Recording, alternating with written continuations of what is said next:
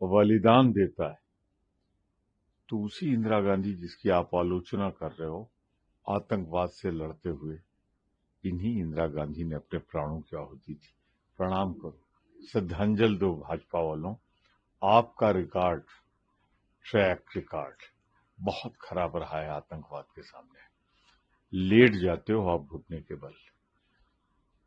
आपका record America से तुलना कर दूं, मोदी जी ने 3 दिन के अंदर ही कल 17वीं बार कहा है ट्रंप ने कि उसने इंडिया और पाकिस्तान देश के लिए जब कुर्बानियां बलिदान देता है तो उसी इंदिरा गांधी जिसकी आप आलोचना कर रहे हो आतंकवाद से लड़ते हुए इन्हीं इंदिरा गांधी ने अपने प्राणों की आहुति दी।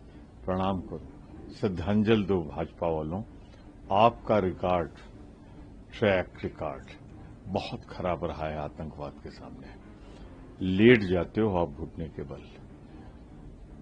आपका रिकॉर्ड अमेरिका से तुलना कर दूं, मोदी जी ने 3 दिन के अंदर ही कल 17वीं बार कहा है ट्रंप ने कि उसने इंडिया और पाकिस्तान का सीज फायर करा है। आप लेट गए, झुक गए, मोदी जी झुक गए और इंदिरा गांधी ने निक्सन को जो ललकारा था, 7वें बेड़े के साथ जो सलूक किया था, उसे सलूट करो गृह मंत्री के नाते। प्रधानमंत्री अपने इतिहास को इंदिरा गांधी से तुलना मत करो, कांग्रेस से तुलना मत करो, वरना मुझे तुलना करनी पड़ेगी। जब हम कह रहे थे अंग्रेजों भारत छोड़ो, देश को हम आजाद करा रहे थे, तो आपके संगठन अंग्रेजों की फौज में भर्ती होने का संदेश दे रहे थे। हमारा देशभक्ति से भरा इतिहास है।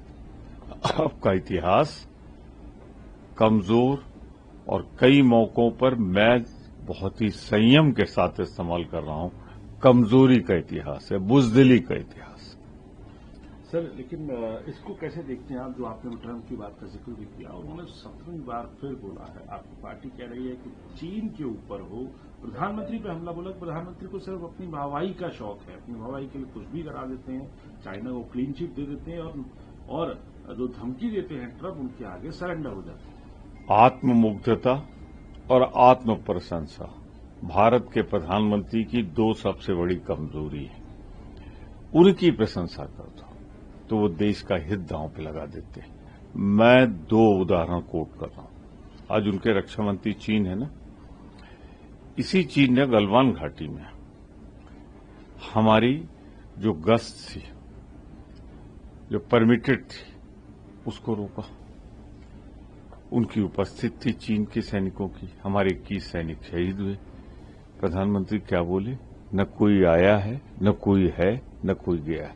एक कमजोर प्रधानमंत्री की निशानी। ट्रंप आज 17वीं बार बोल रहा है। आपके टेलीफोन की वार्ता हो चुकी है 36 मिनट की, उसके बाद बोल रहा है कि मैंने सीज फायर कराया। अरे मोदी जी, इंदिरा जी से प्रेरणा लो और दम लो, ललकार के कहो कि वो गलत बोल रहा है, पर आप गलत इसलिए नहीं बोलोगे, ट्रंप की बात को इसलिए नहीं काटोगे कि आप में काटने का नैतिक साहस नहीं है। मत तुलना करो इंदिरा गांधी की। बात कर रहे हो इमरजेंसी की, आज इमरजेंसी से बुरे हालात।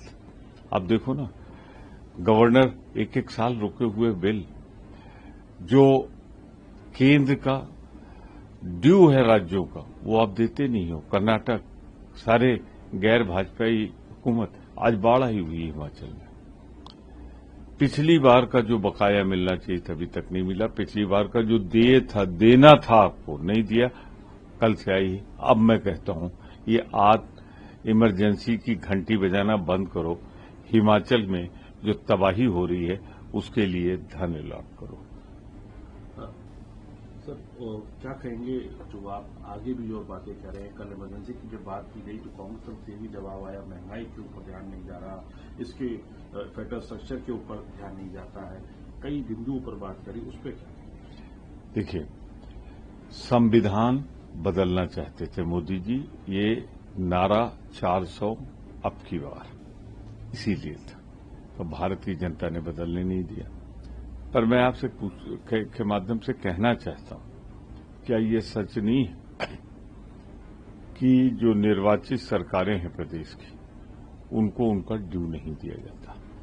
अब रेल किराए की 1 जुलाई से वृद्धि होगी, तो सुरक्षा संरक्षा पर ध्यान नहीं है, सिर्फ अब इसे आम आदमी की पहुंच से दूर कुछ बड़े लोगों के लिए करने की तैयारी है।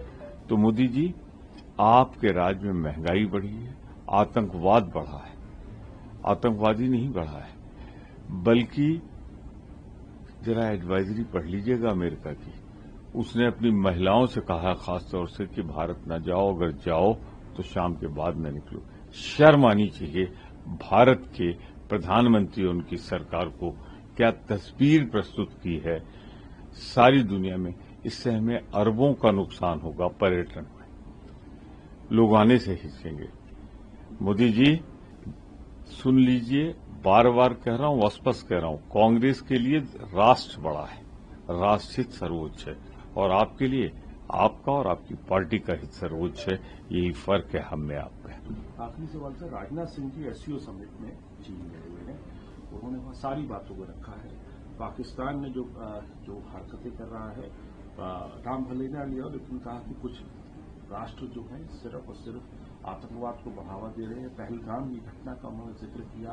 अफगानिस्तान में कैसे भारत सपोर्ट कर रहा है टेररिज्म के खिलाफ, उसका सपोर्ट किया, और 2-2 की बात कर दी है कि हम इसको टॉलरेट नहीं करेंगे। हमारे रक्षा मंत्री राजनाथ सिंह जी देश के बाहर गए हुए हैं, चीन गए हुए हैं, उनका उद्देश्य सफल हो, दौरा सफल हो, वो भारत के हितों की रक्षा करने में कामयाब हो। उनसे 2 बातें कहना चाहता हूं।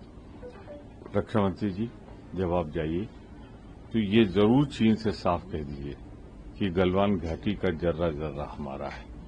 वहां जो उन्होंने किया था, जिसे मोदी जी ने कह दिया न कोई आया है न गया है, आप साहस दिखाइए, कहिए गलत है। और नहीं था तो फिर ये बैठकें कोई होती थी रक्षा के उच्च अधिकारियों की। अरुणाचल के आसपास जिस तरीके से बस्तियां बसाई जा रही हैं, उस पर भी चिंता व्यक्त कर दीजिएगा, भारत की सीमा पर। और तीसरी बात जो मैं कह रहा हूं, बहुत चिंता की बात है, अभी जब हम ऑपरेशन सिंदूर कर रहे थे तो चीन ऐसा लगता था पाकिस्तान के साथ खड़ा हुआ है। उन्हें बताना होगा कि हमारे यहां जो कश्मीर में उन्होंने पहलगाम में हिंसा की है और धर्म पूछ पूछ कर मारा है, आगाह करें चीन को कि नफरत की भाषा न बोले।